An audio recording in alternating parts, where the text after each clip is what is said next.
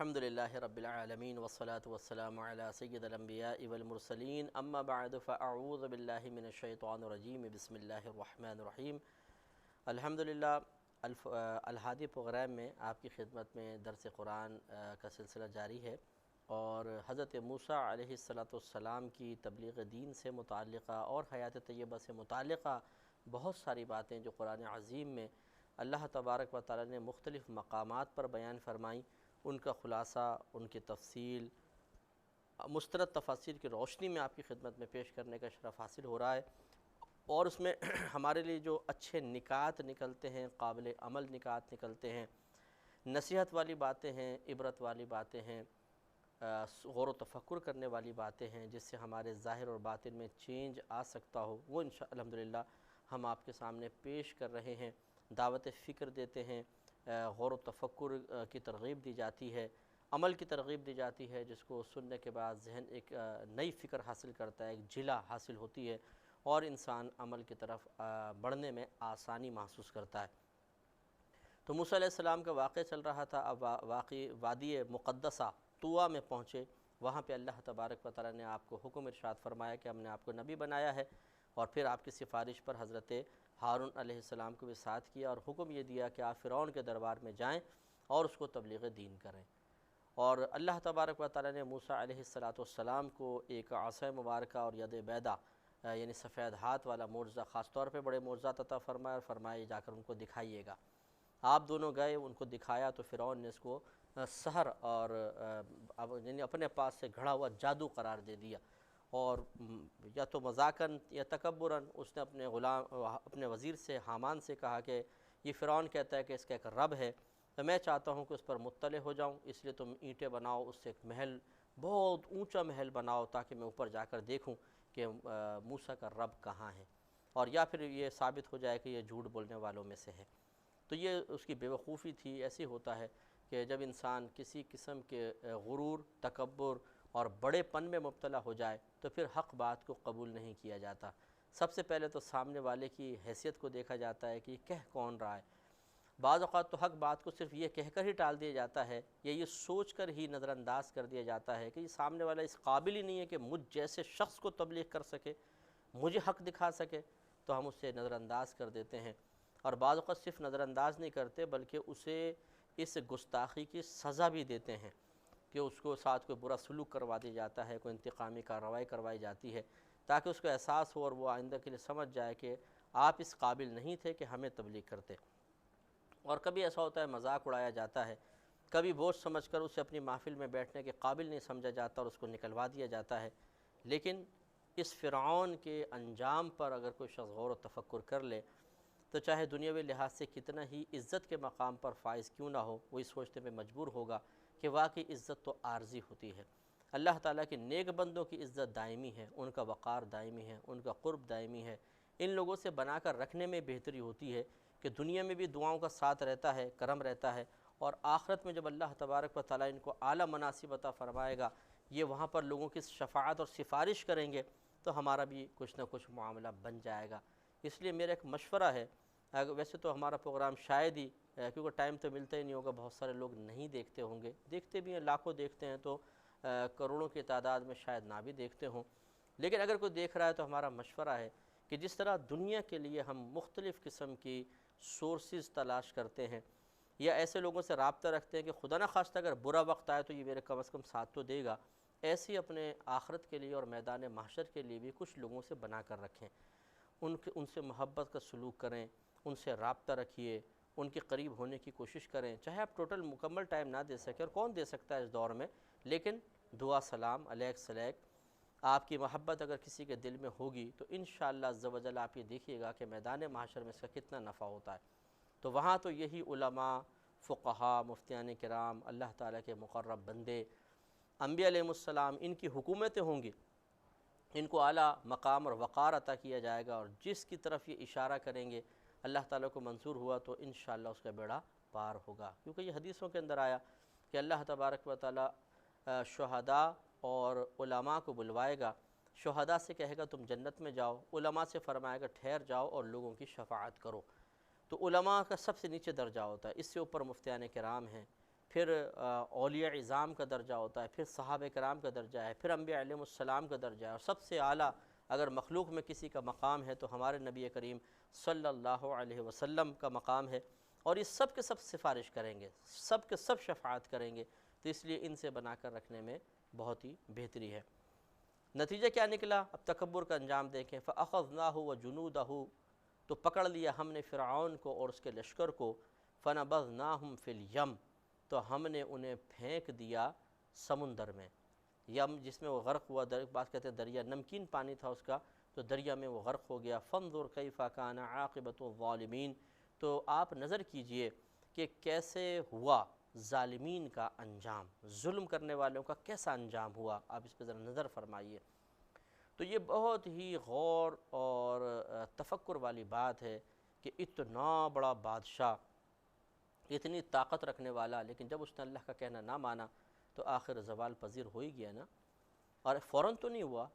میں نے آپ کو بتایا کہ بعض نے لکھا ہے کہ فرعون کی عمر 400 سال تھی اور اس کو پوری زندگی کبھی سر درد نہیں ہوا تھا، یہ مفسرین نے لکھا ہے۔ اگر مان لیتے ہیں کہ 400 سال اس کی عمر ہے تو 400 سال میں یقینی سی بات ہے کہ کچھ دشمنوں سے لڑائی بھی ہوئی ہوگی، مقابلہ ہوا ہوگا، کسی نے غالب آنے کی کوشش کی ہوگی، لیکن ہر جگہ فرعون کو کامیابی ملی۔ جب کوئی تسلسل سے کامیابیوں کی منزل طے کر رہا ہو، پریشانیاں اس پہ غالب نہ آ سکتی ہوں، دشمن غالب نہ آ سکتے ہوں، کوئی اس کی کرسی نہ چھین سکتا ہو، تو پھر ایک اور بڑا پن پیدا ہوتا ہے اور انسان اپنے زوال سے بے خوف ہو جاتا ہے کہ مجھے تو کچھ بھی نہیں ہو سکتا، اتنے بڑے بڑے مسائل ہوئے، میں فتح پائی گیا نا، آگے بھی ہو جائے گا۔ بس یہ احساس مزید اسے اللہ سے دور کر دیتا ہے اور تکبر سر چڑھ کر بولتا ہے، اور پھر کرسی ایک دم کھینچ لی جاتی ہے اور انسان ذلت کی گہرائیوں میں گر جاتا ہے۔ جیسے فرعون کا معاملہ ہوا کہ جب آپ نے تبلیغ دین فرمائی، اور ابھی یہ واقعہ آئے گا آگے، میں پوری تفصیل سے ہم انشاءاللہ دوسری آیات کے ضمن میں عرض کریں گے کہ فرعون باقاعدہ مقابلہ رکھے گا جادوگروں کے ساتھ، موسیٰ علیہ السلام ان پر غالب آئیں گے، اور پھر اللہ تعالیٰ کے حکم سے ایک رات اپنی پوری قوم کو لے کر موسیٰ علیہ السلام وہاں سے نکل جائیں گے۔ تو فرعون پیچھا کرے گا اور سارے اس کے سب لشکری پیچھا کریں گے اور وہ دریا میں غرق ہو جائیں گے۔ حضرت موسیٰ علیہ السلام آگے نکلیں گے تو اپنے مقام پہ انشاءاللہ واقعہ بھی عرض کیا جائے گا، لیکن اللہ تعالیٰ نے اس طریقے سے فرعون کو غرق کر دیا، اور وہ حکومت کرنے والا، عیش و آرام کرنے والا، آسائشوں میں پلنے بڑھنے والا، ہر قسم کی مصیبت کو بظاہر اپنے سے دور دھکیل دینے کی صلاحیت رکھنے والا، دریا برد ہو گیا۔ نہ صرف وہ بلکہ پورا کا پورا لشکر اندر چلا گیا اور پانی برابر ہو گیا۔ یہ واقعہ بھی انشاءاللہ آئے گا، اس سے عبرت حاصل کرنے کی ضرورت ہے۔ جن کے پاس آج عزت ہے، شہرت ہے، مقام ہے، جو ایک مقام پہ پہنچنے کے بعد پھر غریب کی طرف نگاہ اٹھا کر دیکھنا بھی اپنے لیے ذلت سمجھتے ہیں اور حقیر سمجھا جاتا ہے، ایسے لوگوں کو جو دیندار قسم کے لوگ ہیں، ان سے میل ملاپ کو اپنے لیے توہین تصور کیا جاتا ہے۔ ان قریب آپ سے بھی تمام چیزیں چھن جائیں گی اور آپ کو بھی ایک کفن میں لپیٹ کے قبر میں ڈال دیا جائے گا، تنہا پڑے ہوں گے وہاں پر۔ کوئی ایسا نہیں ہوگا کہ آپ کو آ کے سراہے جی آٹوگراف دیجیے گا، ایسا نہیں کہ کوئی مردہ آ کے کہے گا جی آٹوگراف دیجیے گا۔ وہاں کوئی انسان کی ویلیو ان چیزوں سے نہیں ہوگی، وہاں تو عمل چلے گا۔ اور اگر ہم نے اسی طرح خدا نخواستہ حق سے منہ موڑتے رہے، اللہ تبارک و تعالیٰ کے پیغام اور پیغام دینے والوں سے نفرت کرتے رہے، تو میدان محشر میں، قبر میں بہت ہی سخت امتحان ہو سکتا ہے۔ اللہ تعالیٰ سمجھ عطا فرمائے۔ سورہ مریم آیت نمبر 51 سے 53 یہی تقریباً بات ہے جو بیان کی گئی، اس لیے میں تھوڑا سا برکت کے لیے جہاں جہاں اللہ نے واقعہ بیان کیا وہ آیات بھی آپ کی خدمت میں عرض کرنا چاہتا ہوں، تاکہ ہم اس واقعے کو دیکھیں کہ اللہ تعالیٰ نے کتنی جگہ ان چیزوں کا کہیں تفصیل سے اور کہیں مختصراً ذکر فرمایا۔ لہذا سورہ مریم آیت نمبر 51 میں اللہ تعالیٰ نے فرمایا کہ وَاذْكُرْ فِي الْكِتَابِ مُوسیٰ، اے حبیب کریم صلی اللہ علیہ وسلم آپ ذکر فرمائیے کتاب میں موسیٰ کا، یعنی قرآن میں ذکر فرمائیے، یاد کیجیے موسیٰ علیہ السلام کو کہ جن کا ذکر قرآن میں ہوا۔ اِنَّهُ كَانَ مُخْلَصًا وَكَانَ رَسُولًا نَبِيًّا، بے شک آپ اللہ تبارک و تعالیٰ کے دین وغیرہ کے معاملے میں بڑے مخلص تھے اور آپ رسول تھے، نبی تھے۔ وَنَادَيْنَاهُ مِنْ جَانِبِ الطُّورِ الْأَيْمَنِ، اور ہم نے اس کو ندا کی تھی، یعنی موسیٰ علیہ السلام کو طور کی سیدھی جانب سے۔ وَقَرَّبْنَاهُ نَجِيًّا، اور قریب کر لیا تھا ہم نے اسے سرگوشی کے اعتبار سے، یعنی کلام کے اعتبار سے کہ ہم اس کے ساتھ اسے ہم کلامی کا ہم نے شرف عطا فرمایا تھا۔ وَوَهَبْنَا لَهُ مِن رَحْمَتِنَا أَخَاهُ هَارُونَ نَبِيًّا، اور ہم نے تحفتاً دیا تھا اسے اپنی رحمت سے اس کا بھائی ہارون نبی ہونے کی حالت میں، یعنی اس کے بھائی کو بھی نبی بنا کر ہم نے اسے بطور ہبہ پیش کیا تھا۔ اور اس طریقے سے اللہ تبارک و تعالیٰ نے ان آیات میں سورہ مریم میں ایک دفعہ پھر اس مضمون کو ذکر کر کے موسیٰ علیہ السلام کو یعنی نبی کریم صلی اللہ علیہ وسلم کو خطاب کر کے خاص طور پہ کتاب میں موسیٰ علیہ السلام کے جو کچھ معاملہ ذکر کیا تھا اس کو یاد کرنے کا حکم ارشاد فرمایا۔ تو جب اللہ تعالیٰ اپنے حبیب کو ارشاد فرما رہا ہے تو یقینی سی بات ہے کہ یہ ہمارے لیے بھی ہے کہ تم بھی موسیٰ علیہ السلام کے اس واقعے کو دیکھو اور غور و تفکر کرو۔ سورہ طٰہٰ آیت نمبر 9 سے 41 اسی قسم کا اللہ تبارک و تعالیٰ نے مضامین کو بیان کیا ہے، لہٰذا اس کو بھی دیکھیے۔ وَهَلْ أَتَاكَ حَدِيثُ مُوسَىٰ، اے حبیب کریم صلی اللہ علیہ وسلم کیا آپ کے پاس موسیٰ علیہ السلام کی خبر آئی؟ تو یہ کوئی سوال یہ نہیں ہے کہ اللہ تعالیٰ کو علم نہیں ہے سرکار سے سوال کر رہا ہے، بلکہ یہ بعض وقت اسلوب سوالیہ ہوتا ہے، خبر دینا مقصود ہوتا ہے۔ مراد یہ ہے کہ اے حبیب یقیناً آپ کے پاس موسیٰ علیہ السلام کی خبر آ چکی ہے۔ اِذْ رَأَىٰ نَارًا، جب موسیٰ نے آگ کو دیکھا، فَقَالَ لِأَهْلِهِمْ كُثُوا إِنِّي آنَسْتُ نَارًا، تو آپ نے اپنی اہل سے فرمایا کہ تم یہاں پر ٹھہرو، بے شک میں نے ایک آگ کو دیکھا ہے۔ لَعَلِّي آتِيتُكُم مِّنْهَا، شاید میں اسے تم تک لے آؤں، اس میں سے کوئی چیز، بِقَبَسٍ، کوئی شعلہ وغیرہ، او أَجِدُ عَلَى النَّارِ هُدًى، یا میں اس آگ کے پاس کوئی ہدایت، کوئی رہنمائی وغیرہ پالوں، یعنی کوئی راستہ دکھانے والا مل جائے۔ فلما أتاها، پھر جب موسیٰ علیہ السلام اس آگ کے قریب آئے، نودیا، تو ہم نے ندا کی، اے یا موسیٰ، اے موسیٰ، انی انا ربک، بے شک میں تیرا رب ہوں، فاخلع نعلیک انک بالوادی المقدس طویٰ، تو آپ اپنے دونوں پیر، دونوں نعلین اتار دیں، بے شک آپ وادی مقدس طویٰ میں ہیں۔ تو یہ وہی واقعہ آپ کے ذہن میں آ گیا ہوگا کہ زوجہ کے ساتھ واپس آ رہے ہیں، وادی مقدس طویٰ میں پہنچے ہیں، اللہ نے حکم فرمایا اپنی جوتیاں اتار لیجئے، آپ وادی مقدسہ میں ہیں۔ معلوم یہ ہوا کہ مقام مقدس پر آ کر جوتیاں اتار دینا یہ احترام کا تقاضا ہے، محبت کا تقاضا ہے، تو اس لیے وادی مقدس طویٰ میں پہنچنے کے بعد موسیٰ علیہ السلام کو اللہ نے خاص طور پہ تعظیم کا حکم دیا کہ آپ اللہ کی رضا کی خاطر جوتیاں اتار دیجئے۔ تو اب آپ خود سوچئے کہ جب موسیٰ علیہ السلام کو وادی مقدسہ کے ادب کا حکم دیا گیا تو پھر مدینہ منورہ، مکۃ المکرمہ، جہاں نبی کریم صلی اللہ علیہ وسلم کی یادیں ہیں اور وہ مقامات خاص نبی کریم صلی اللہ علیہ وسلم سے تعلق کی بنا پر متبرک ہو گئے، بابرکت ہو گئے، تو وہاں پر بھی اگر ہم اس طرح کبھی کوئی شخص بھی ادب اور احترام کی وجہ سے اگر جوتیاں اتار دیتا ہے ایسے جگہ پر جہاں نقصان کا اندیشہ نہ ہو، تو یہ بہت ہی بہتر ہے۔ اور یہ ادب کوئی معاذ اللہ، یہ کوئی تعظیم، کوئی خدا نہ خواستہ شرک نہیں ہے، کوئی ناجائز نہیں ہے۔ معلوم ہوا کہ اللہ کی تعظیم اللہ کی تعظیم ہے، اور مخلوق کی تعظیم اگر اللہ کے حکم سے کیا جائے، اللہ کی رضا کی خاطر کی جائے، تو اس میں کفر و شرک کا کوئی بھی شائبہ نہیں ہے۔ ایسا تو نہیں ہے کہ موسیٰ علیہ السلام نے عرض کیا رب کریم میں تیری تعظیم کرتا ہوں اور اب میں اس وادی مقدسے کی تعظیم کرتے ہوئے نالین اتار دوں، میں نہیں کر سکتا ہوں، تو تعظیم شرک فی تعظیم ہو جائے گا، نہیں۔ موسیٰ علیہ السلام نے اپنی نالین اتاریں۔ معلوم ہوا کہ مقامات مقدسہ کی تعظیم کرنا انبیاء علیہم السلام کا طریقہ رہا ہے، کوئی ناجائز بدعت یا شرک نہیں ہے۔ اللہ تعالیٰ نے مزید آگے ارشاد فرمایا کہ وَأَنَا اخْتَرْتُكَ، اے موسیٰ بے شک ہم نے آپ کو چن لیا ہے، فَاسْتَمِعْ لِمَا يُوحَىٰ، تو آپ غور سے سنیے اس کو جو آپ کی طرف وحی کی جا رہی ہے۔ اِنَّنِي أَنَا اللَّهُ، بے شک میں اللہ ہوں، لا الہ الا انا، نہیں ہے کوئی معبود مگر میں،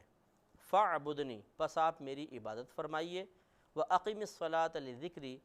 اور میری یاد کے لیے نماز کو قائم رکھیں۔ ان الساعۃ آتیۃ، بے شک قیامت آنے والی ہے، اکادو، قریب ہے کہ اخفیہا، میں اس کو مخفی رکھوں، لتجزا کل نفس بما تسعی، تاکہ بدلہ دیا جائے ہر جان کو اس کا جو اس نے دنیا میں کوشش کی تھی۔ تو یہ اللہ تعالیٰ نے موسیٰ علیہ السلام کو گویا کہ دیکھیں خطاب کر کے بیان فرما رہا ہے کہ آپ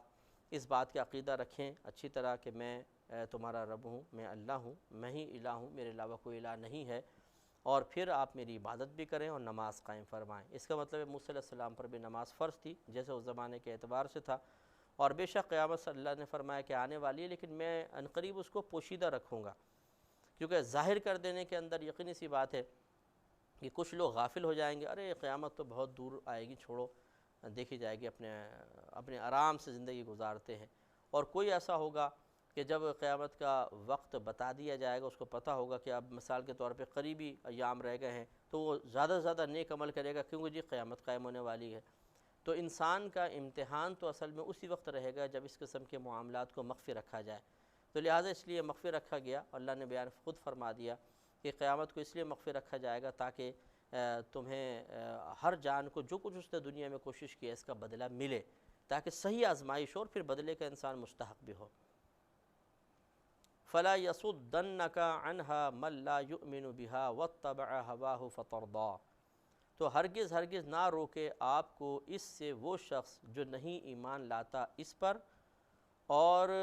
پیروی کرتا ہے وہ اپنی خواہش کی، تو پھر وہ گمراہ ہو جاتا ہے، لوٹ جاتا ہے، پلٹ جاتا ہے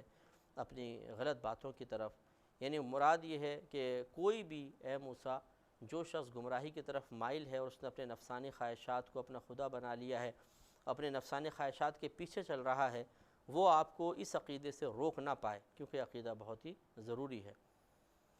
اب موسیٰ علیہ السلام جب وہاں کھڑے ہیں تو ایک دل میں خوف سا پیدا ہوا، یعنی مفسرین نے لکھا ہے کہ جب یہ درخت سے آوازیں آنے لگ گئی تو آپ تھوڑا سا گھبرائے،